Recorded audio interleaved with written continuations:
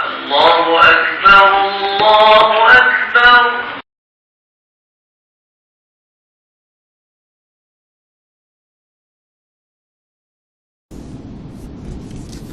أعوذ بالله من الشيطان الرجيم. بسم الله الرحمن الرحيم. الحمد لله رب العالمين، والصلاة والسلام على رسول الله الأمين محمد صلى الله عليه وسلم وعلى آله وصحبه أجمعين. قال رب اشرح لي صدري ويسر لي أمري واحلل عقدة من لساني يفقهوا قولي. ربنا زدنا علما وارزقنا فهما. اللهم أصلح ذات بيننا وألف بين قلوبنا واهدنا سبل السلام ونجنا من الظلمات إلى النور وجنبنا الفواحش ما ظهر منها وما بطن. Yang saya kasihi sidang muslimin muslimat rahimakumullah. Assalamualaikum warahmatullahi taala wabarakatuh. Alhamdulillah, summa alhamdulillah. Segala puji kita panjatkan kepada Allah Subhanahu wa taala atas kurniaan tenaga, masa dan juga keupayaan kita untuk berada dalam masjid pada malam ini. Dalam erti kata untuk mentelaah kitab Syama'ilul Muhammadiyah. Pada minggu-minggu yang lepas kita sudah bahas secara ringkas berkaitan dengan sejarah ataupun sirah Rasulullah sallallahu alaihi wasallam. Sebagaimana makluman yang saya bagi tahu pada tempoh hari, bahawasanya dalam kitab Syama'ilul Muhammadiyah tidak ada bahagian yang berkaitan dengan ringkasan sejarah Rasulullah sebagaimana yang ada dalam buku ini. Yang ada dalam buku ini, sejarah ringkas Rasulullah SAW adalah dalam bentuk untuk tujuan ulang kaji sahaja. Maknanya kalau kita buka kitab Syama'ilul Muhammadiyah, bahagian ni tak ada lah. Cuma dalam cetakan melalui penerbitan syarikat ini, dia buat satu ringkasan sejarah Rasulullah SAW. Ini baguslah untuk kita buat ulang kaji, buat homework balik. Sebab kita ni kalau orang tanya Nabi beranak bila, kita pun confuse lagi nak jawab. Nabi kahwin bila, umur Nabi bila, kita pun nak jawab pun payah kalau kata kita tidak tahu tentang sirah Rasulullah. Dan sejarah ni ataupun sirah Rasulullah, sirah sahabat sekalipun, ataupun sirah Nabi-Nabi yang terdahulu, Nabi Adam, Nabi Idris dan sebagainya, kalau kata kita ni jenis orang tak minat sejarah, ahli jemaah sekalian, kalau jenis orang tak minat sejarah, tak payahlah. Memang dia jadi, orang kata, buat ubat untuk jenera lah. Jadi yang mari masjid dengar cerita sirah pun jadi jenera lah gitu ya. Kadang-kadang orang tidak sedar bahawasanya ada satu kepentingan mengapakah sirah Rasulullah dibukukan. Dia ada kepentingan dia tu. Kalau kata benda tu tak penting, dia tak akan ada dalam kitab-kitab ataupun dalam buku kita belajar ni.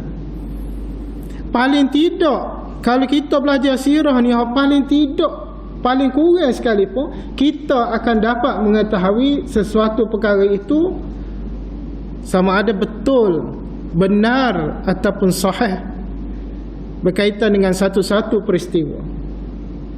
Kerana ulama pun bahas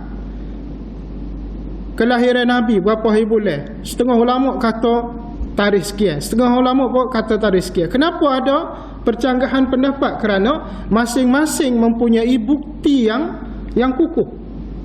Ulama tu dok mai 9 hari bulan, ulama ni wak mai 12 Rabiul Awal.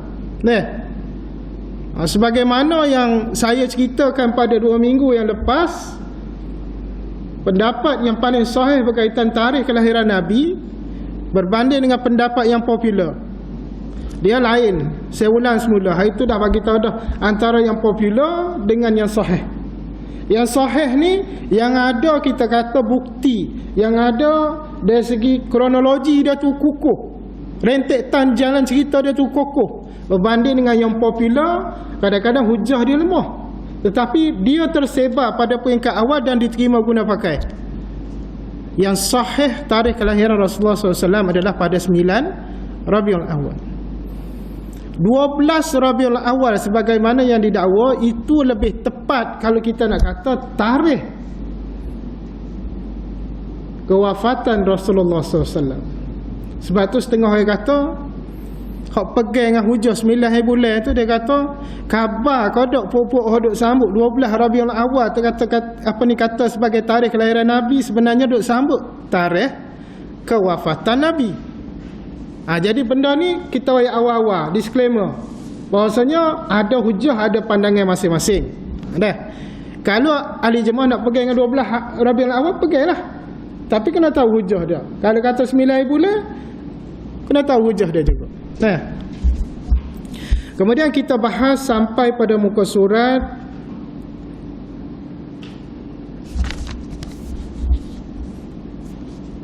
tahun 4 kenabian. Betul je Nasir?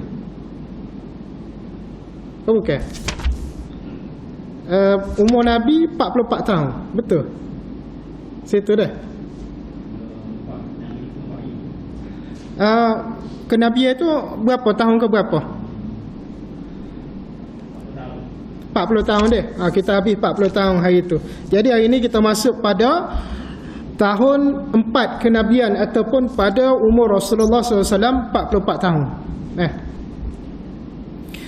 Apakah peristiwa yang berlaku pada usia baginda 44 tahun mula berdakwah secara terang-terangan? Ni masuk 40 tahun, 44 tahun ni maknanya 3 tahun dah Nabi berdakwah berdakwah secara sembunyi-sembunyi sebelum ni. Ni pada usia baginda 44 Rasulullah SAW berdakwah secara terang-terangan dah. Kalau sebelum ni kita tengok bagaimana pengislaman Sayyidina Umar. Sayyidina Umar ni bila dia masuk Islam lah, dia kira declare lalu. Dia kira akak dera pakai nak pergi kerak kepala orang kafir lalu. Nabi kata jangan, tak boleh lagi. Belum siapa seru lagi. Lah ni apabila dakwah secara terang-terangan, terdapatlah beberapa keputusan yang Rasulullah SAW buat berkaitan dengan Islam. Selepas turun ayat 214 surah Asy-Syu'ara, walau terjadi penolakan, namun Rasulullah SAW tetap menyuruh sehingga berjalan di pasar sambil berkata, wahai manusia, ikrarkan tiada Tuhan kecuali Allah, kalian akan beruntung. Maknanya Rasulullah masa ni dia sebar sungguh-sungguh dah. Ada slogan dia siap dah. Ada dia punya, kita kata apa ni, orang-orang yang berani berada di samping Rasulullah SAW. Kemudian pada tahun kelima kenabian, perintah kali pertama untuk hijrah ke Habsyah. Semasa Rasulullah berusia 45 tahun. Jumlah orang yang berhijrah pada kali ini adalah 12 lelaki dan 4 perempuan. Ada yang berpendapat lelaki 10 orang. Jadi hijrah ni ke Habsyah ni di bawah pemerintahan Najasyi.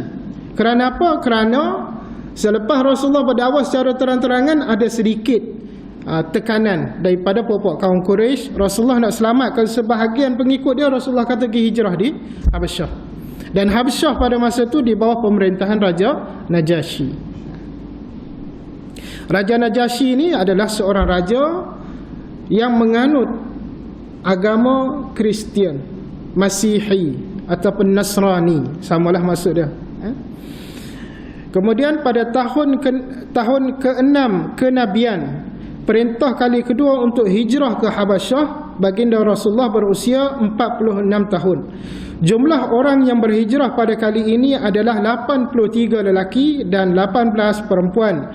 Pada tahun ini Sayyidina Hamzah dan Umar Al-Khattab memeluk Islam. Dua orang ni yang paling penting sekali dalam sejarah awal kenabian, di mana mereka ini mempunyai pengaruh yang besar, iaitu Sayyidina Hamzah, bapa saudara Nabi, dan juga Umar Al-Khattab, orang kafir musyrikin Quraisy.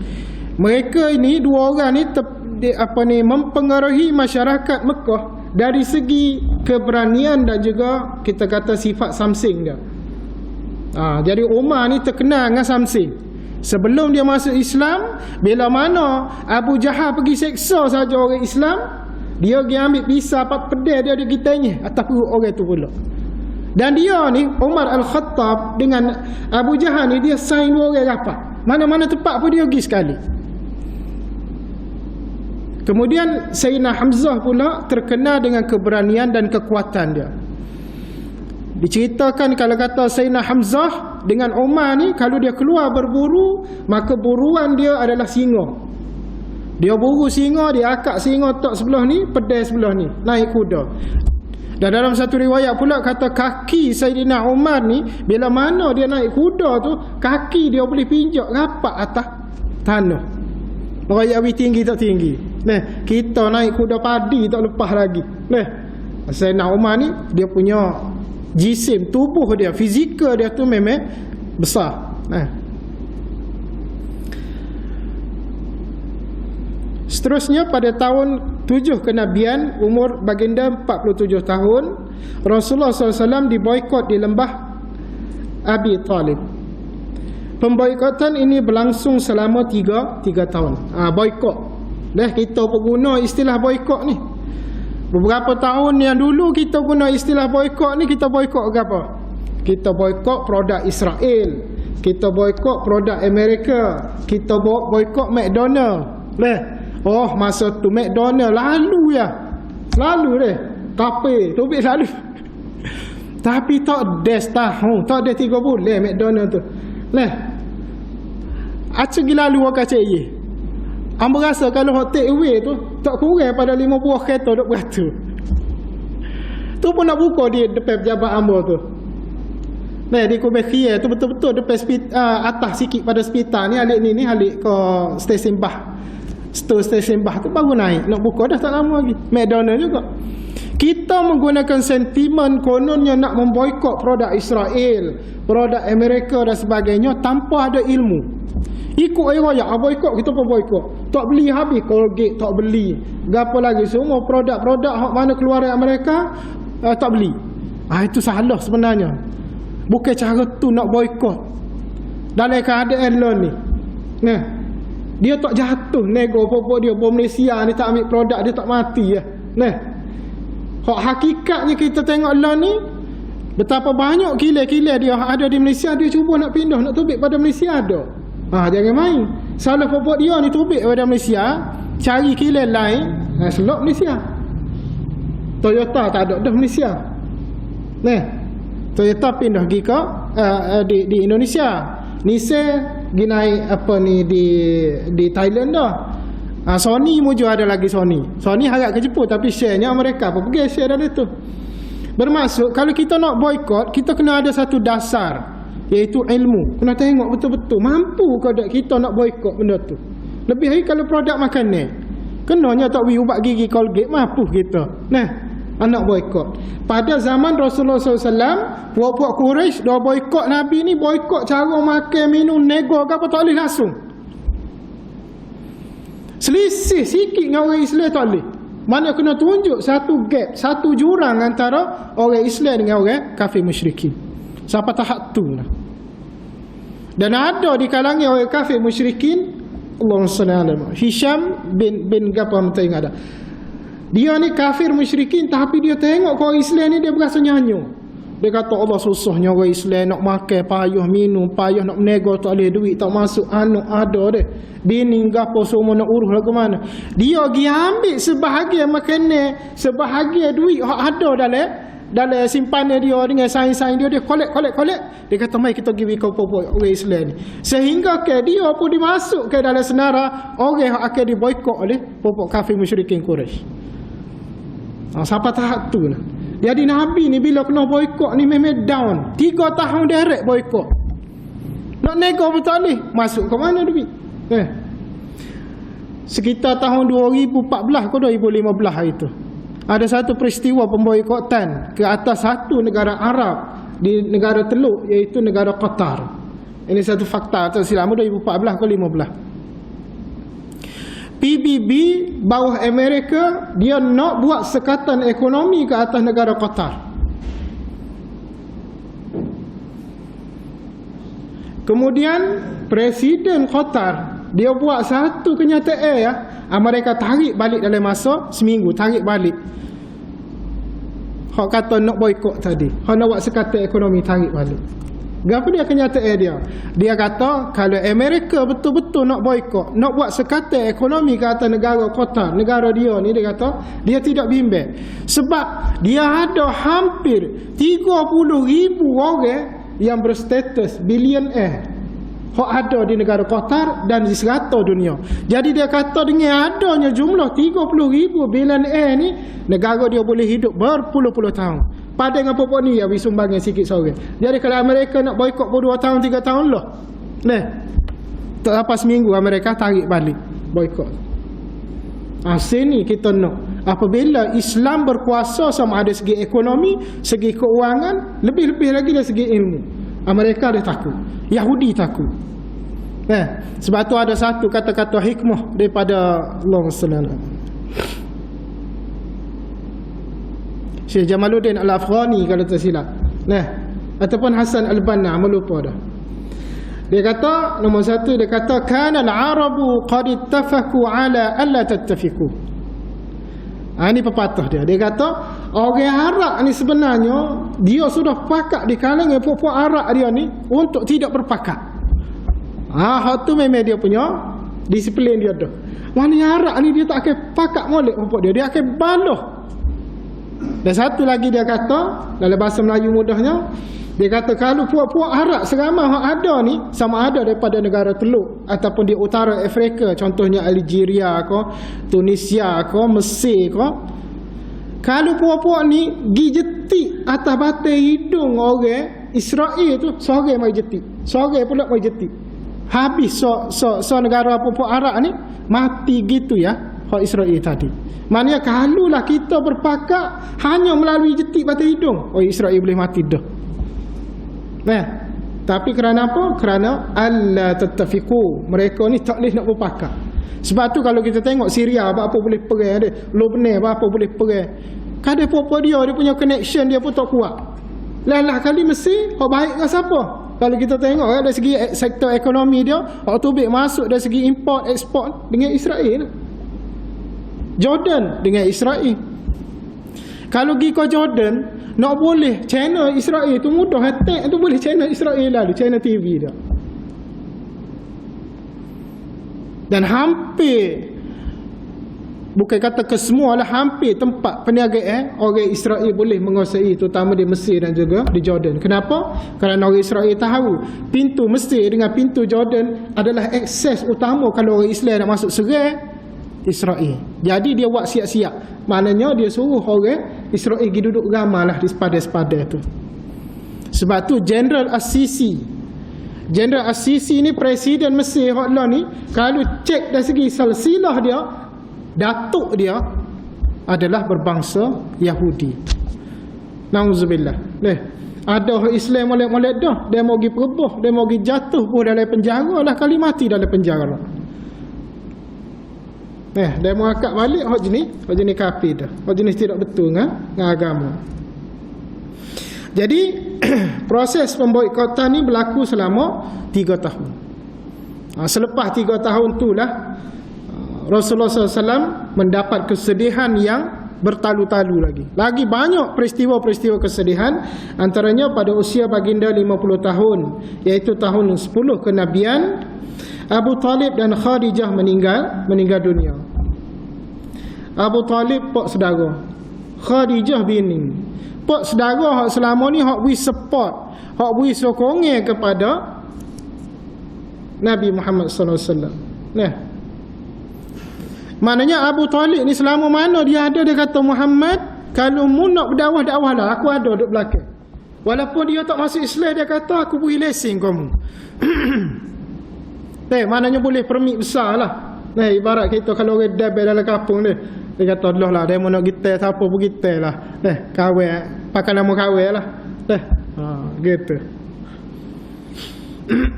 Jadi Khadijah juga meninggal pada tahun ke-10 kenabian tu. Bini mati, pak saudara hak backup kita, hak beri sokongan mati. Sedih benar lah. Kalau kita tak ada tempat dah lah nak bibik anak orang ramai ni. Khadijah meninggal dunia 3 hari selepas Abu Talib. Dia meninggal tu setelah 3 hari ya. Rasulullah SAW kehilangan 2 orang benteng dakwahnya, orang yang selalu menolong baginda. Oleh sebab itu tahun ini disebut Amul Huzni, tahun kesedihan. Amul Huzni. Amul Huzni ini tahun kesedihan. Nabi sedih sungguhlah. Bila berlaku kesedihan yang bertalu-talu ni kepada Nabi, Allah Subhanahu Wa Taala pun builah satu peristiwa yang amat menggembirakan kepada baginda, iaitu peristiwa Isra' dan Mi'raj, iaitu pada usia baginda 51 tahun pada tahun ke-11 kenabian. Maknanya 11 tahun Nabi dijadikan Nabi Muhammad sallallahu alaihi wasallam menjadi nabi. Allah bui peristiwa Isra' Mi'raj berlaku kepada baginda. Gembira tu setara mana gembira Isra' Mi'raj? Kalau kita fikir gembira ke? Kalau kita fikir dengan cara mikir kita, hak jenis orang jari-jari mari masjid semaya pun tak kuat mana, kita berasa macam benda biasa lah. Tapi bagi orang yang percaya kepada Allah, iman dia kuat dan dia merupakan pejuang agama, Nabi Muhammad sallallahu alaihi wasallam di Isra' dan dia Mi'rajkan dengan penuh rasa gembira, penuh rasa terhibur. Sebab apa? Allah mengangkat manusia yang atas muka bumi naik ke atas, naik ke langit. Lepas tu pula pergi pula siapa ke Baitul Maqdis, boleh semaya dan sebagainya, jumpa dengan Nabi. Siapa terima ibadah solat.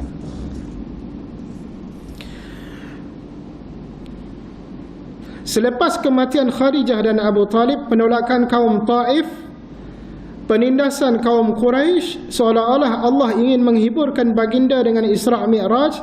Kali ini turun perintah kewajipan mengerjakan solat 5 waktu. Jadi kita terima semaya ni pada peristiwa Isra' Mi'raj. Kemudian Nabi sedih tu, dia kata situ adalah satu antaranya penolakan kaum Taif semasa Nabi berdakwah. Nabi berdakwah siapa kena lepah, Nabi darah kaki kena tak silap. Jalan cecah-cecah balik. Sedihlah kita bila mana kita cuba nak bawa agama tapi orang tak terima. Sedih sungguh. Pada tahun 12 kenabian, umur baginda 52 tahun, berlaku bai'ah Aqabah pertama. Jumlah yang berbai'ah adalah 12 orang. Mus'ab bin Umair diutus ke Madinah bagi memperkenalkan Islam. Berikutnya tahun 13 kenabian sebelum hijrah terjadi bai'ah Aqabah Kubra, iaitu 73 lelaki dan 2 perempuan. Bai'ah ni masuk dalam bahasa Melayu iaitu ikrar, mudah gitu. Ikrar janji bahawasanya bai'ah Aqabah ni maksudnya bahawasanya aku janji daripada puak-puak di Madinah tu untuk bersama-sama dengan Nabi dari segi pembelaan. Puak dia nak bela Nabi. Jadi bai'ah Aqabah ni berlaku 2 kali. Kali pertama 12 orang. Kali kedua 73 lelaki dan 2 perempuan. Maknanya 73 orang lelaki dan 2 perempuan ni sanggup bela Nabi kalau apa-apa berlaku pada Nabi. Itu maksud bai'ah Aqabah. Maknanya kita jamin demo akan selamat. Kalau demo pergi Kuala Lumpur, jangan bimbang buh nama kita. Kalau berlaku apa kita akan cari orang sana, pakat tai kawan tu nanti. Gitu. Kemudian berlakunya hijrah, iaitu kita sebut sebagai tahun pertama hijrah, semasa usia baginda 53 tahun. 53 tahun kalau nisbah kepada zaman Nabi ni masih segar lagi lah, kuat lagi. Kita 50 tahun ni tak pecing lagi, tinggal 10 tahun lagi nak pecing, tapi nyakit tu mari macam-macam dah. Kecing manis, darah tinggi. Nabi 53 tahun baru nak start hijrah ke Madinah. Hijrah berlaku pada 1 Rabiul Awal, 1 Rabiul Awal 622 Masihi. Nampak tak gapo dia berlaku lah ni? Hamba baru terletak. Kita dah sebut hijrah ni hak secara umum, hak kita dengar, hak masyhur hijrah ni bila? Dengar semua nasyid dari TV tak perasan. Dia kata 1 Muharram detik permulaan penghijrahan Nabi dan umat Islam. Dia kata 1 Muharram. Detik permulaan penghijrahan Nabi dan umat Islam. Situ pun salah dah. Nasyid tu pun salah dah. Dari segi sirah tu salah dah tu. Kenapa hak betulnya hijrah berlaku pada 1 Rabiul Awal tahun 622 Masihi. Mari ikut mana 1 Muharram? 1 Muharram tu adalah tahun permulaan bulan hijrah. Hak tu baru betul. Nah. Membina Masjid Quba dan Masjid Nabawi. Masjid Quba dan Masjid Nabawi. Bernikah dengan Aisyah. Ini Nabi pada umur 53 tahun baru dia nikah dengan Aisyah. Pertama kali perintah jihad disyariatkan dengan turunnya ayat 39 surah Al-Hajj. Setengah kata Aisyah masa ni umur belasan tahun.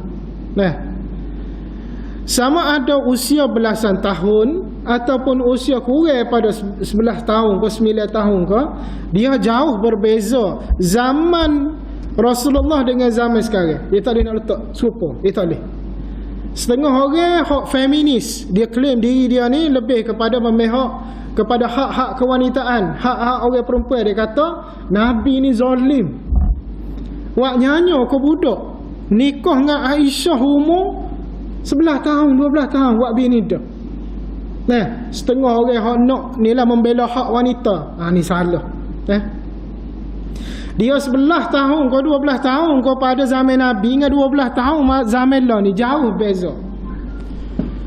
12 tahun orang Arab dengan pandai jaga diri, pandai urus diri, masuk jaga adik-beradik, urus rumah tangga sempurna. Orang lah ni tidak nanti 12 tahun.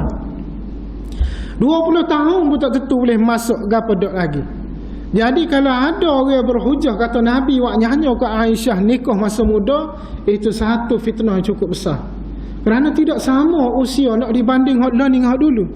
Kita kira zaman tuk kita dulu pun lain dengan zaman lah ni. Tuk kita dulu bakali umur 14 15 tahun nikah dah tak tahu. Jadi bila Aisyah umur belasan tahun nikah pun benda yang biasa. Gitu. Kemudian pada tahun kedua hijrah berlakunya perang Badar dan perang Bani Qainuqa. Qainuqa ni puak-puak Yahudi. Pada usia baginda 54 tahun, Fatimah bernikah dengan Ali bin Abu Talib, disyariatkan azan, perpindahan kiblah dari Masjidil Aqsa ke Masjidil Haram, turun perintah wajib berpuasa dan zakat, dan wafatnya Ruqayyah binti Rasulullah SAW. Jadi pada tahun kedua hijrah ni peristiwa yang paling besar iaitu peristiwa perang Badar. Sebelum berlakunya perang Badar ni dia sudah berlaku beberapa peperangan yang lain, tetapi semua peperangan tu adalah peperangan yang kecil-kecil. Perang Badar ni kalau orang tak ambil tahu sangat-sangat rugi. Kalau boleh cerita perang Badar ni, cuba baca dan kita cerita kepada anak-anak bini kita. Kerana apa? Selain daripada perang Badar itu berlaku pada bulan puasa dalam keadaan orang Islam lemah, walaupun dalam setengah riwayat kata Nabi suruh semua buka puasa. Nabi kata kita nak pergi perang, buka puasa belakang. Tetapi perang Badar ni juga sebenarnya merupakan peperangan yang amat menyedihkan bagi pejuang-pejuang Islam, yang mana mereka terpaksa anak membunuh bapa, adik bunuh abang, jiran bunuh jiran dia, saudara mara bunuh saudara mara. Kenapa? Kerana mereka berhijrah ke Madinah dan menjadi pengikut Rasulullah. Klaim diri mereka sudah Islam, tetapi adanya abang dia masih kafir lagi, ayah masih kafir lagi. Bila berlaku perang Badar ni, hak mari bertembung dalam medan peperangan itu anak beranak berlaku.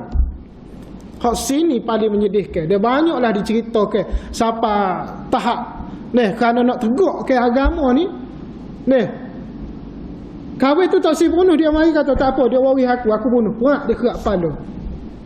Siapa tahap tu? Kerana nak bela agama. Dah banyak mana orang yang kena tawanan dalam peperangan Badar ni.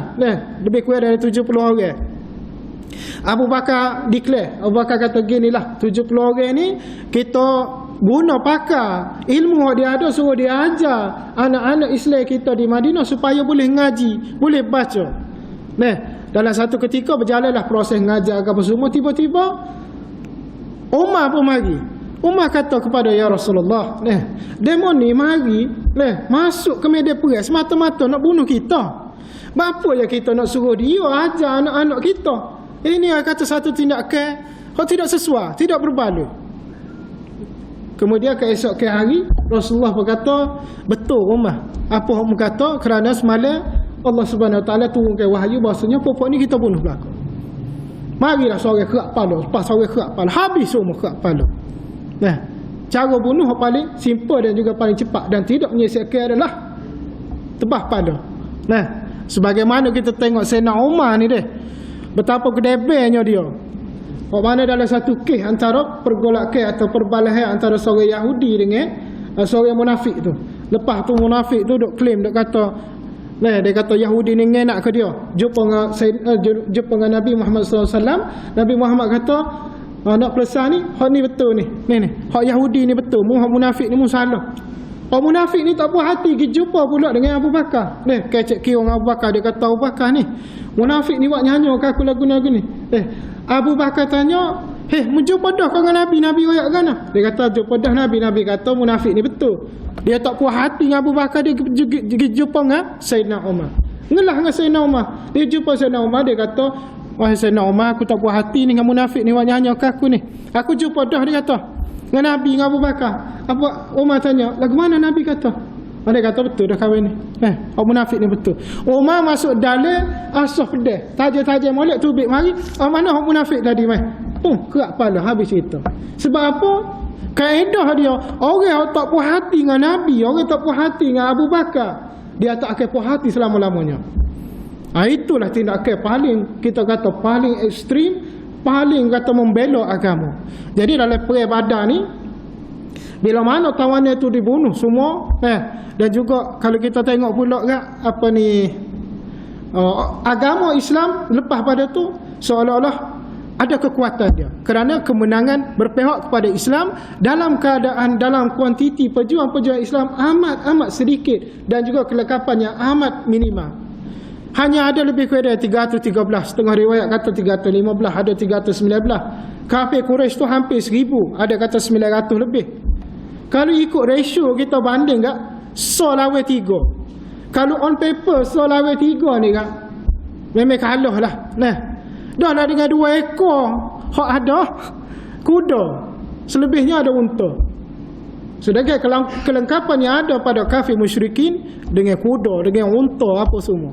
Sebab tu Nabi bila mana dia buat base camp pada perang Badar tu, Allah Subhanahu Wa Taala turunkan rahmat kepada orang Islam dengan turunnya hujan.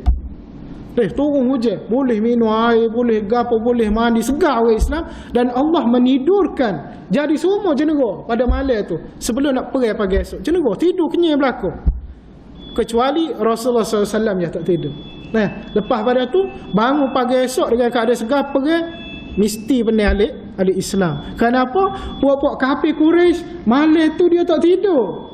Malam tu puak-puak dia minum arak, lepas tu berjoget. Dia sebab Abu Jahal dia kata dah, kita akan perang dengan Islam esok dan malam ni kita akan minum sepuas-puasnya arak dan kita akan panggil penari-penari wanita. Memang letih nak perang ke mana? Habis dengan tunggang arak dengan menari apa tak tidur, perang esok kalah. Jadi itulah rahmat paling besar yang Allah Subhanahu Wa Taala beri kemenangan kepada pejuang-pejuang Islam. Jadi insya-Allah kita sambung pada pada minggu-minggu yang akan datang. Kita ada beberapa minggu lagi ni sebelum Ramadan. Jadi dah lah. InsyaAllah. أعوذ بالله من الشيطان الرجيم. بسم الله الرحمن الرحيم. الحمد لله رب العالمين، الصلاة والسلام على رسول الله الأمين وعلى آله وصحبه أجمعين.